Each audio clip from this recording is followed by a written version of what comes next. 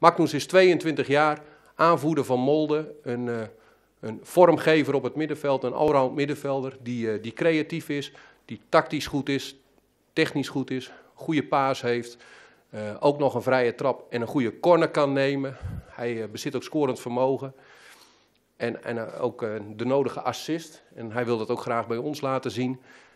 Daarnaast is het zo dat hij alle nationale elftallen van onder 15 af heeft doorlopen. Hij is op dit moment ook Noors international. Hij tekent een contract voor 4 jaar en hij gaat spelen met rugnummer 18.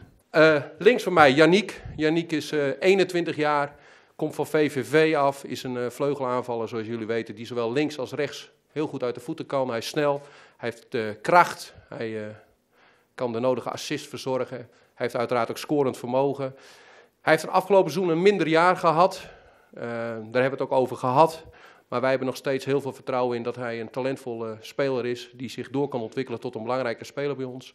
Het jaar daarvoor heeft hij dat ook laten zien door in 29 wedstrijden 7 keer te scoren en 6 assists. En we hebben het er net ook al eventjes over gehad, dat aantal wil hij graag verbreken bij ons. En wat mij betreft mag dat gelijk het aankomend seizoen. Yannick tekent een contract voor 3 jaar bij ons, met een optie voor 2 jaar. En gaat spelen met rugnummer 30.